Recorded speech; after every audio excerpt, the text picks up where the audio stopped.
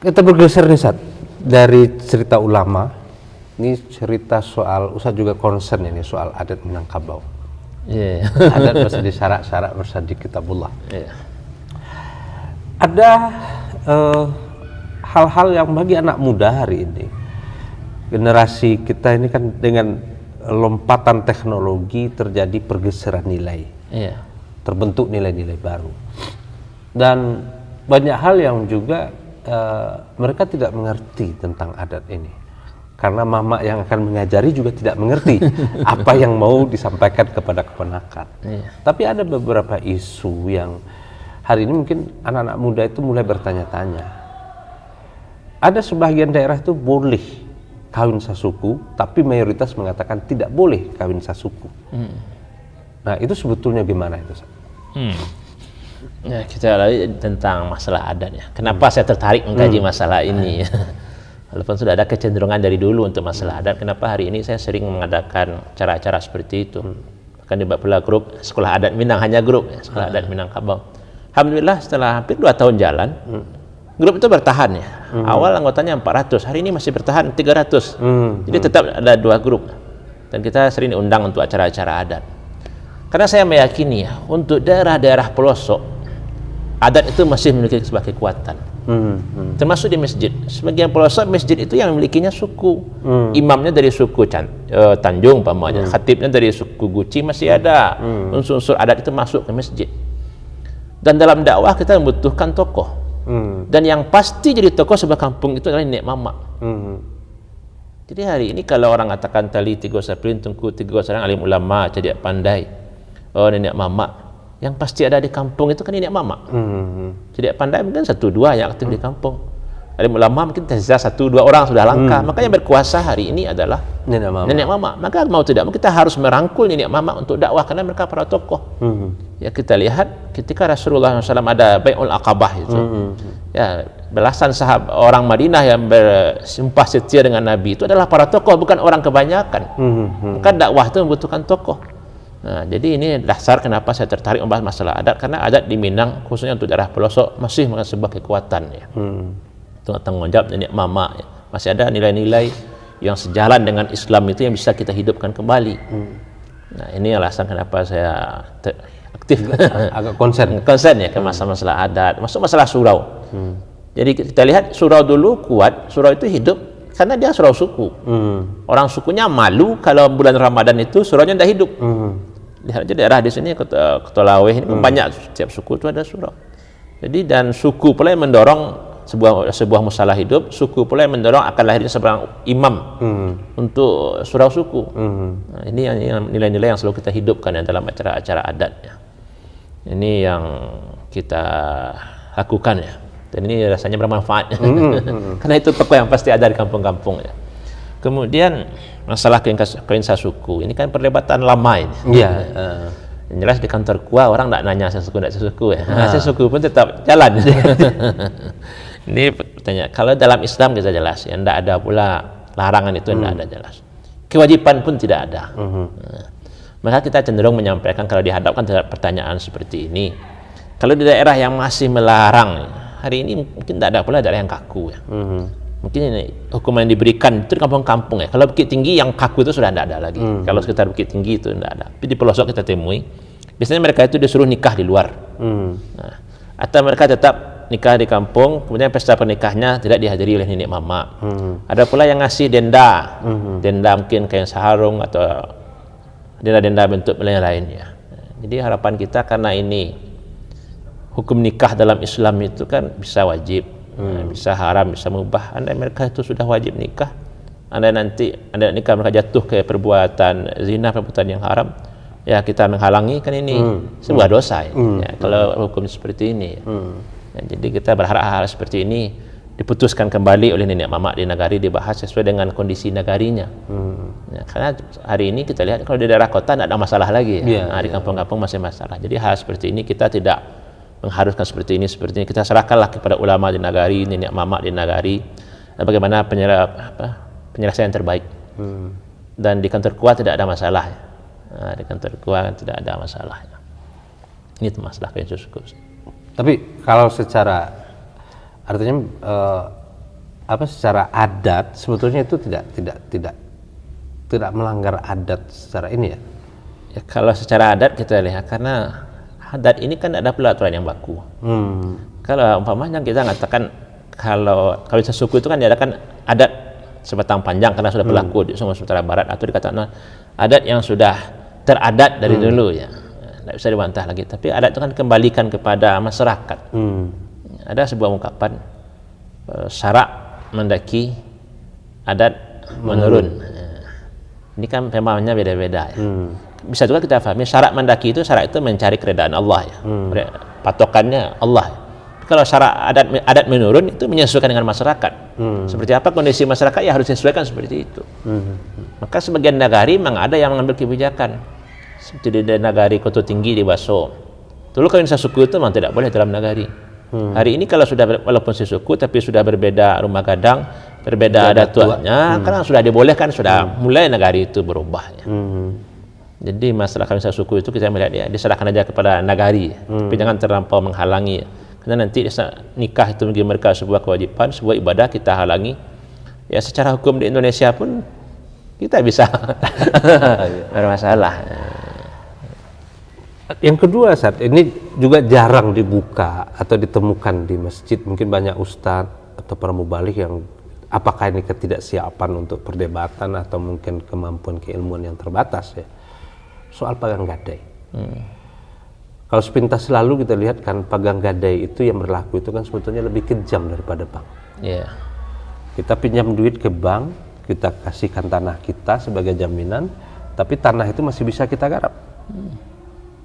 Kalau pagang gadai kan tidak. Jadi bagaimana statusnya? Nah kalau sebetulnya tadi kan adat bersandi syarak bersandi kitabullah, harusnya dia kan tunduk kepada ketentuan agama gitu ya. Tapi prakteknya itu gimana sebetulnya gitu. Jadi kalau kita diskusi masalah adat yang agak berat menjawab di kampung-kampung itu memang 3 masalah itu. Pagang gadai, kawin sesuku, tanah pusako. Karena tanah pusako ini kan selesainya ketika diskusi. Kalau di kampung kan belum selesai masalah tanah pusako. Kalau realita di masyarakatnya. Ya, kalau kawin sesuku seperti tadi lah gambaran kira-kira. Kemudian masalah pagang gadai. Tahun 2008, salah bulan Februari, MUI Sumatera Barat mengadakan muzakarah di Bukit Tinggi membahas masalah pagang gadai. Barangkali itu kalau yang tercatat itu muzakarah pertama Sumatera Barat tentang pagang gadai. Dan pemakalah ketika itu kita. Nah, jadi itu pertama kali kita tampil di depan ulama Sumbar yang masalah pagang gadai itu tahun 2008. Karena kita sudah bicara masalah itu tahun 2008, sampai hari ini kita sering diundang ke kabupaten-kabupaten, baik MUI kabupaten sampai MUI nagari, sampai ke masjid-masjid kita sering diundang masalah pagang gadai. Ini dalam waktu 12 tahun itu terus kita pelajari. Dan penelitian-penelitian semakin banyak. Seperti apa orang Banu Ampu pagang gadai, itu sudah ada penelitian itu. Bagaimana orang Batu Sangkar, 3 nagari pagang gadai, itu juga sudah kita baca sepenelitian. Termasuk di daerah kita sendiri. Kemudian kita bertemu dengan pelaku, melihat kasus masalah pagang gadai itu sudah, jadi kita tidak di pustaka lagi, tapi sudah melihat di lapangan. Dan salah satu alasan kenapa diadakan muzakarah pagang gadai tahun 2008 itu di Bukit Tinggi, karena banyak sengketa pagang gadai muncul hari ini. Seiring dengan harga tanah semakin mahal, sengketa pagang gadai itu semakin banyak. Dan kita karena sering diundang, jadi yang kita pahami pertama, pagang gadai bukanlah adat asli Minangkabau. Pagang gadai itu datang kemudian sekitar tahun 1900-an. Itu Belanda berarti? Iya, zaman Belanda baru.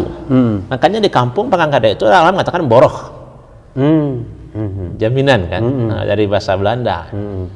Kemudian pagang gadai yang ada di kampung hari ini semuanya pakai surat. Kalau pakai surat itu berarti tidak dari Minangkabau. Muncul belakangan di saat masyarakat mulai pandai menulis. Maka tingkat terjauh orang yang menggadai itu hanya 3 keturunan ke atas. Pokoknya Ustadz hari ini punya tanah pusako yang tergadai. Maka yang menggadai itu pimpinannya 3 ke atas, orang tua Ustadz, kakek Ustadz atau mama Ustadz, atau mama dari mama, sampai sebatas itu. Lah kita temui 5 generasi dulu menggadai itu sulit kita temui. Jadi rata-rata kalau kita mengurus mungkin 3 generasi ke atas. Berarti setelah tahun 1900-an baru orang kita tahu yang namanya pagang gadai. Ini setelah kita lalui berbagai diskusi ke kampung-kampung yang nagari. Dan kita tidak menemui petatah petitih tentang pagang gadai. Andai pagang gadai ini berasal dari budaya Minang, akan banyak tambo-tambo seperti itu. Yang kita temui, jua tidak dimakan Bali, gadai tidak dimakan sando. Hanya itu kapan kita temui. Nah, sando ini apakah dari bahasa Belanda, saya juga tidak tahu. Kalau ada teman ustaz yang ahli bahasa Belanda, coba tanya apakah sando ini bahasa Belanda. Jadi ini yang pertama sekali, pagang gadai bukanlah budaya asli Minangkabau.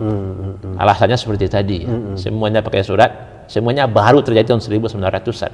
Mana ada pagang gadai tahun 1800-an suratnya. Berarti ini hal baru, ini yang pertama yang harus kita pahami. Kemudian pagang gadai hari ini melahirkan banyak sengketa. Kenapa banyak sengketa? Pertama, ada beberapa bentuk tanah yang digadaikan. Pertama, pagang gadai itu yang digadaikan tanah pusako tinggi tanpa musyawarah. Tanpa musyawarah. Ini akibat hukumnya banyak nanti secara Islam. Pokoknya saya kepala suku, saya gadaikan sebuah tanah pusako. Nah, ini kan sering terjadi. Kemudian saya meninggal.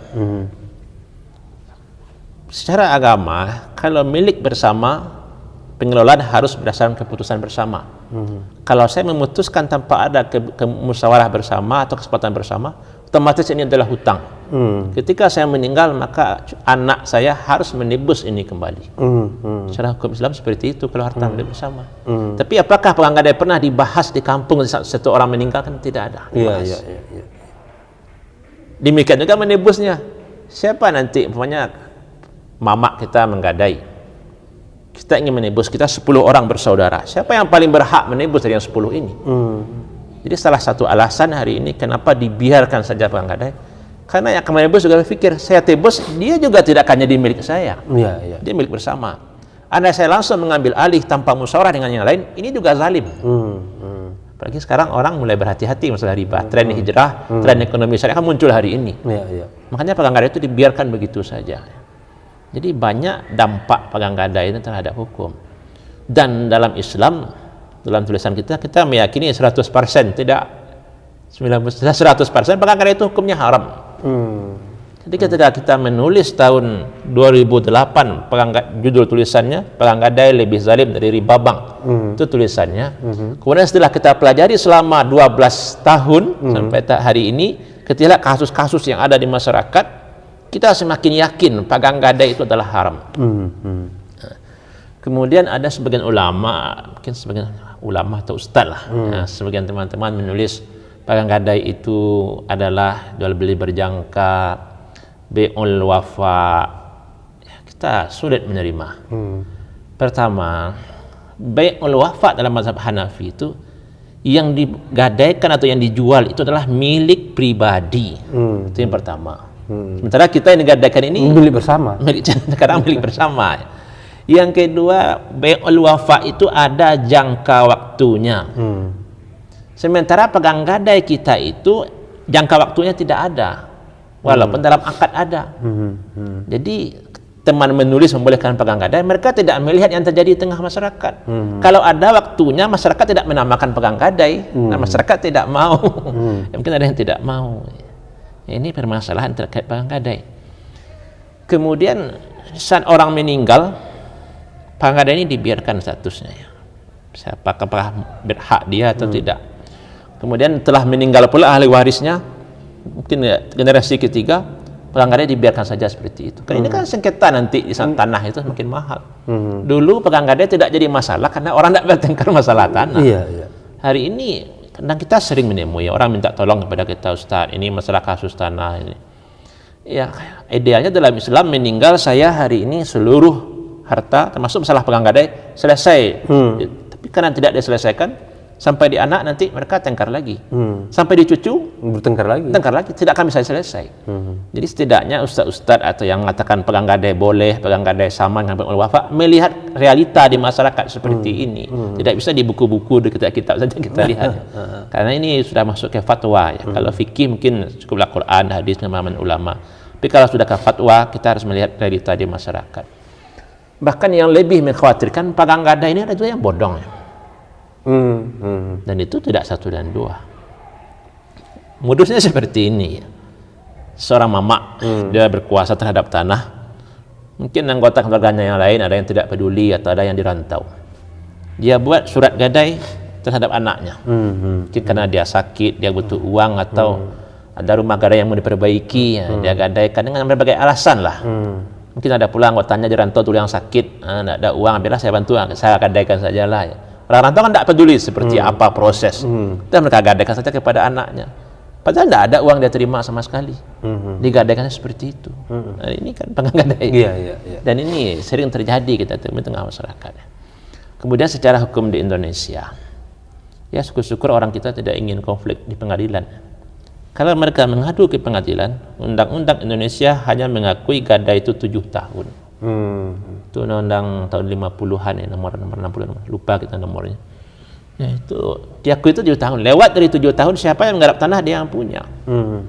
Dan nggak harus dilunasi, harus dikembalikan, tidak harus diselesaikan lewat 7 tahun. Nah, maka setelah keluar undang-undang itu, sebagian daerah mereka mengakali ya, bunyinya tidak lagi pegang gadai. Dibuatnya bunyinya salang pinjam. Salang pitihnya, pinjaman tanahnya. Dua angka mereka tukar. Tapi lambat laun seiring dengan tanah semakin mahal, sengketa ini akan semakin banyak.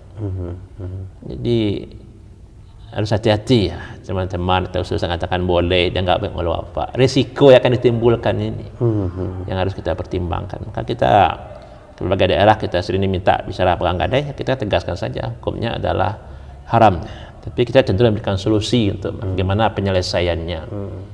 Karena banyak juga sekarang tanah itu terbengkalai karena yang menerima gadai tidak mau menggarap, yang menebus juga tidak mau menebus. Saya tebus nanti ini milik kakek saya dulu, tidak jelas ini siapa pemiliknya. Di sengketa ini memang sengketa yang harus diselesaikan di Sumatera Barat ya. Kita berharap mungkin sampai ke nagari-nagari, karena beda nagari beda pula nanti proses pegang gadai aktif menyelesaikan masalah ini. Apalagi orang tren hijrah, tren riba ini orang sudah sering membahas. Pegang gadai ini memang sering dibahas itu. Persoalan terbesar yang kita hadapi itu kan soal kemiskinan. Masjid itu kan banyak uang. Boleh enggak dana wakaf, dana tahlil, kan macam-macam nama yang kerja di masjid itu digunakan untuk pemberdayaan? Itu kan banyak juga pengurus masjid yang enggak mau. Sekarang orang sekeliling masjid itu ada yang tidak mampu atau apa, kita masjid tidak mampu mensejahterakan orang di sekitarnya, tapi masjid itu punya kas yang sangat besar. Orang kita takut betul, pengurus masjid takut betul kalau ini terjadi penyimpangan. Tapi kan yang satu sisi lain, misalnya ini kan uang ini disimpan di bank, ya kan? Lalu pertanyaannya, bank ini siapa yang memanfaatkan? Kalau data kita itu kita coba riset, agak mungkin tinggi itu ada sekitar 400.000 nasabah bank. Kalau hasilnya hari ini adalah rata-rata menyimpan uang 1 juta, berarti ada uang 400 miliar. 400 miliar siapa yang memanfaatkan di Bukit Tinggi itu uang 400 miliar? Pasti kan keluar. Ya kan? Tapi kalau misalnya dana yang terhimpun di masjid, lalu dikelola dengan baik, lalu dimanfaatkan untuk kesejahteraan orang yang ini, tentu mungkin akan jauh lebih bermanfaat. Tapi ada ketakutan, karena ini tidak ada kejelasan, tidak ada yang mendorong bahwa dana ini boleh digunakan atau tidak gitu. Karena pengurus masjid pemahaman juga takut kalau itu gitu. Itu gimana, San? Ya, ini terkait juga dengan masalah tadi. Ada anjuran dari MUI agar masjid itu mengangkat seorang ulama, seorang imam besar yang mengerti masalah fikih, termasuk masalah uang masjid. Ya, kalau masjid itu masih menerima wakaf, termasuk mereka terikat. Kalau wakaf kita tidak setuju untuk yang sifatnya tidak ada jaminan untuk bertahan ya. Tapi kalau selain dari wakaf mereka terima, kan banyak hal yang bisa mereka lakukan, termasuk untuk masyarakat, pinjaman. Kita dulu di agama kan Ustaz masih paham zaman Pak Aristo sudah kita coba kan. Cuma setelah itu tidak ada lagi yang mengawasinya. Jadi sebagian daerah bertahan, sebagian daerah sudah hilang uangnya. Habis. Ya, jadi kita mendukung hal seperti itu. Masjid sebagai ada dana bergulir untuk ekonomi umat, ada bantuan ke masjid, ada infak yang digunakan untuk itu. Nah, kita sangat setuju. Cuma pengurus masjid harus memberitahu jamaah dari awal. Sebenarnya di masjid itu banyak yang salah. Kadang dana yatim, dana piatu, infak sedekah karena sudah satu saja kotaknya. Ini kan masih ada sampai hari ini walaupun sudah sering disampaikan. Padahal ini sudah berbeda pemanfaatannya. Infak itu terserah lah untuk kemaslahatan umat, untuk jamaah bisa masuk dikelola, untuk yang tadi untuk asal mereka jamaah masjid bisa dimanfaatkan. Tapi kalau sudah wakaf ini yang nggak aku. Makanya kita seperti di Islamic Center Padang Panjang, kita buat kemakmuran masjid, ini aja judulnya. Ini kita bebas untuk memanfaatkan untuk apa itu. Karena kalau sudah kita buat untuk wakaf, itu sudah terikat itu. Infak. Jadi masjid itu kalau sudah selesai bangunan tidak usah nerima wakaf lagi. Cukup nerima infak dan bisa digunakan masuk untuk yang tadi. Dalam Islam dulu penuntut ilmu kan hidupnya di masjid, makannya di masjid. Peralatan sekolahnya disediakan oleh masjid. Ya, kalau kita zaman Bukhari, Muslim, makanya orang dulu merantau pergi nuntut ilmu tidak perlu bekal banyak-banyak. Di mana ada masjid, di situ pasti ada makanan. Cenderung seperti itu. Jadi ini kembali ke masalah tadi ya, kelangkaan ulama yang ada di masjid yang meyakinkan masyarakat ya. Termasuk masalah wakaf. Kita cenderung masjid kalau sudah selesai ya tidak usah terima wakaf. Cukup infak saya digunakan. Infak untuk kemaslahatan umat, untuk kegiatan sosial. Itulah untuk memanfaatkan, menghidupkan masjid. Karena hari ini kita kan agak kasihan juga ya melihat masjidnya megah miliaran, manfaat untuk umat hanya untuk salat 5 waktu. Iya. Sementara salat itu kan tidak harus di masjid mewah. Iya. Di pinggir jalan pun salatnya. Ya, seolah-olah tidak seimbang ya, masjid miliaran, manfaatnya mungkin apa adanya. Dan tingkat kepedulian berkurang. Jadi kita baru kali ini juga lah kita mendengar ada orang yang mencuri kota infak. Iya. Pertanyaannya orang sekeliling masjidnya kemana? Iya kan? Berarti kan tingkat kepedulian orang di sekeliling masjid juga berkurang. Tapi kalau misalnya masjid itu memberikan kemanfaatan bagi masyarakat sekitar, kan juga masyarakat itu akan jaga masjid itu 24 jam. Ya. Tapi kalau cuma jadi tempat sholat saja ya sudah, dia tempat sholat dia pulang lagi, kemudian gitu selesai. Apa yang terjadi di masjid mereka tidak peduli. Jadi kita ingin masjid itu menyatu dengan masyarakat. Jadi dulu di Minang, kenapa surau itu menyatu dengan masyarakat? Karena semua suku di situ terlibat. Seperti imam, khatib, mereka dihormati. Dan dalam sejarah Minang, imam, khatib, bilal, qadhi itu mereka diangkat. Kalau hari ini kan secara adat yang diadakan pesta atau apa tagak kan hanya penghulu. Kalau dulu imam masjid itu ditunjuk, ada pula acaranya, khatib itu ditunjuk, ada pula acaranya. Jadi mereka orang terhormat. Di masjid dan masyarakat sekitar itu merasa bagian dari masjid, mereka bukan orang asing. Hari ini orang masuk masjid mereka ragu, mereka ini bagian dari masjid atau tamu di masjid. Jadi masyarakat masjid itu hari ini harus dikembalikan kepada masyarakat ya. Maka kalau di masjid itu ada 4 kali khutbah dalam sebulan, itu minimal agak 1 kali Jumat itu mau tidak mau harus orang kampung itu ya khutbah. Jangan orang datang, orang luar aja semuanya. Jadi kalau mereka orang luar tentu mereka tidak apa-apa masalah di masjid. Walaupun akan baca konsep itu lebih baik daripada yang khutbah itu pakai singgah semua. Ya, Ustaz dari luar. Tapi ini ada anekdot, Ustaz, ada anekdot nih. Kita ketemunya di Sejunjung ini pembicaraan ini. Jadi apa kata jemaah itu? Ustadz yang tipikal mato'ayya itu sudah banyak yang hilang. Yang tinggal itu sekarang Ustadz PDAM katanya. Macet pembayaran rekening gitu, airnya macet gitu. Nah, kemudian Ustadz mato'ayya ini yang tidak ada lagi gitu. Nah, bagaimana untuk menghidupkan? Karena memang juga ini salah satu mungkin yang menurut kita itu membuat bingung itu. Karena memang setiap yang memberikan ceramah itu ke masjid itu berbeda-beda topik, berbeda pembahasan. Kadang-kadang kan masyarakatnya ada iseng juga suka ngadu-ngadu. Tren hari ini. Iya. Tapi yang jadi mato'ayya, kalau dulu misalnya Nyak Parabe itu keahliannya usul fiqh, Nyak Candong misalnya keahliannya ini, kemudian kalau nahu saraf ke sini gitu ya. Sebenarnya mungkin nggak ini hidup kembali? Sangat mungkin. Dan harus kita hidupkan. Yang harus kita hidupkan. Jadi kalau Nyak Candong, Nyak Parabe, mereka akan dilahirkan oleh masyarakat. Hari ini seperti kita ceritakan, kita kelah pesantren, kita jadi ustadz atau tak jadi ustadz, masyarakat kurang peduli. Tapi kalau ke masjid, masyarakat peduli. Kita lihat kasus Nyak Candong, kita lihat Ustaz. Berebut Ustaz. Iya. Karena ini mungkin yang tidak ketemu lagi. Mungkin di situ masyarakat tidak peduli. Karena misalnya kita kalau misalnya gini, hari ini kita mau mengaji fikih ke ustadz mana? Forum ustadz itu buka kajian fikih. Siapa mau kita sebut? Karena ustaz-ustaz semua walaupun juga kuliahnya mungkin tamat LC atau juga sudah sampai S2 spesifikasi ilmu gitu ya. Tapi kan semua jadi memperlakukan dirinya dokter umum juga gitu. Ini masalah ini saling terkait sebenarnya. Kita sudah mencoba beberapa kali pengalaman kita sendiri. Kita bukalah kajian kayak kitab. Awalnya banyak yang hadir. Mungkin ke ujung masyarakat jamaahnya habis. Ya. Tapi hari ini kajian kitab seperti Bukit Tinggi kan sudah Buya Gus Rizal pakai kitab. Ustaz Hamdi selalu pakai kitab. Nah, ini contoh kalau untuk Bukit Tinggi. Mungkin untuk di Sumbar ini Bukit Tinggi pula yang ada.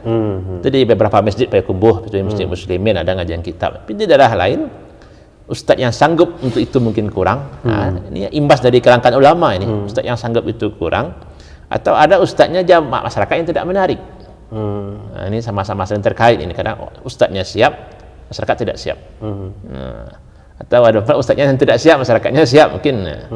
Jadi ini kalau perlu kita hidupkan kembali ya. Kita lihat dulu di masjid-masjid itu rata-rata di negara-negara lama, setiap masjid itu ada pengajian tafsir, pengajian makna. Jadi kalau kita tanya orang tua di kampung apa pengajian yang ada dulu, tabligh akbar ini jarang. Yang ada itu pengajian rutin, ngaji makna, ngaji tafsir. Tapi setelah meninggal ulamanya, ulama kampung itu tidak ada lagi lanjutnya yang menggantikannya. Nah, yang menggantikan. Jadi sekarang hari ini ya masyarakat itu harus melahirkan harus sama-sama terlibat ya. Masyarakat harus melahirkan ulama, ulama pun harus sabar mengurus masyarakat, menghidupkan masjid-masjid, mengadakan pengajian kayak kitab seperti itu. Jadi kalau kita lihat di medsos umpamanya hari ini kan kajian kitab itu ramai orang hadir. Ustaz ini, ustaz yang kondangan itu ada kajian ini. Ramai orang yang hadir gitu. Nah, karena ada kebutuhan sebenarnya. Jadi ini harus kita hidupkan ulama. Ya seperti itu ulama mata air tadi. Jadi jangan ulama PDAM lagi. Ya. Jadi ulama itu harus lahir. Ini yang ingin kita sampaikan tadi. Nyak Canduang. Nyak Canduang pulang dari Mekah itu dia tidak berdakwah di Canduang. Nyak Canduang pulang di Canduang itu dia meneruskan dakwah Haji Yunus di Pandai Sike. Haji Yunus ini orang tua dari Bu Rahmah Al-Yunusiyah. Nah, jadi dia pulang pada Sike, jadi ustaz pada Sike, berarti yang dia bina masyarakat pada Sike, melanjutkan usaha Haji Yunus. Karena sejak zaman Haji miskin, pada Sike tetap menjadi pusat keilmuan. Banyak orang-orang pada Sike belajar ke Mekah. Nah, jadi Nyak Canduang setelah dia jadi ustaz di Pandai Sike, dia diminta oleh pemuka masyarakat Canduang ini Nyak Mamak Kudamangan Canduang agar menghidupkan surau di Canduang. Dibuatkan oleh orang Canduang surau sekolah. Kemudian di saat murid Haji Abbas Ladang Laweh, Haji Abbas ingin sekolah ke Parabe, beliau nanya kenapa ke Canduang, lebih baik ke Canduang. Apa kata murid beliau? Di Parabe itu kan sudah modern, kayak meja bagus. Di Canduang masih seperti lama. Akhirnya Haji Abbas kan ngasih surat, dibawa ke Candung, dibaca oleh Nyak Canduang, akan dibuat lokal, dibuat seperti ini, itulah Parabe. Nah, akhirnya Nyak Canduang menyampaikan kepada masyarakat dalam waktu 58 hari, itu datanya lengkap, dalam waktu 58 hari, lokal itu selesai, tidak salah 6 lokal atau berapa lokal itu. Kan ada dukungan dari masyarakat untuk melahirkan ulama tadi. Nah, dan keterlibatan ini Mama, ini yang kita selalu kita usahakan ya. Jadi hari ini kita ingin melahirkan ulama sebuah kampung, semuanya terlibat, masyarakat berusaha, masjidnya berusaha melahirkan ulama. Jadi mamaknya mendorong pula anak kemenakannya agar jadi ulama. Jadi kelangkaan ulama ini banyak faktornya, mungkin karena ulama itu yang kurang peduli barangkali, atau masyarakatnya yang tidak peduli. Karena masuk faktor ekonomi tadi. Maka kita bersyukur ada ustaz yang bertahan di Sumbar, ya, bisa mengajar, bisa ceramah, apapun nanti usahanya, buka bisnis ini itu terserah lah, yang penting mau saja jadi Sumbar sudah alhamdulillah. Tapi ini kan menjadi PR besar. Ini PR besar Sumatera Barat, dan setiap nagari kalau kita pergi ke nagari ini yang selalu kita usahakan. Lahirkanlah ulama di nagari, berapa orang yang masuk pesantren, siapa ulama di nagari ini. Karena masyarakat kalau Bukit Tinggi mungkin anggaplah aman gitu, pesantren banyak. Karena kita masuk ke daerah ya sana. Tidak juga kalau sebenarnya. Tidak juga kita. Tidak juga. Kita pernah ke satu daerah, masih di Agam juga. Kita ceramah, kita tanya masyarakat, kapan ada ceramah pengajian di sini, Pak? Udah setahun tidak ada pengajian. Karena tidak ada ustadz yang mau masuk ke daerah itu. Contohnya ke daerah-daerah Palembayan, lewat Matur ke situ, ke Maninjau. Kadang mereka sudah mengumpulkan uang, sudah ada uang untuk manggil ustaz, tapi ustaz yang mau ke daerah pelosok itu kan juga mikir ustaz. Ya kadang kita kan, ustaz juga tahu kan, kita ngirim ustaz dari Aur Kuning itu. Kalau mereka kembali ke Bukit Tinggi, sampai Bukit Tingginya itu bisa jam 4 subuh. Iya. Karena kita sekali berangkat itu 2-3 orang ustaz. Jadi mereka selesai ceramah itu mungkin mesti selesainya 11, jemput lagi tempat ini, tempat jauh kan. Jadi sampai ke Bukit Tingginya jam 4. Dan masyarakat yang peduli untuk pelosok ini kan jarang.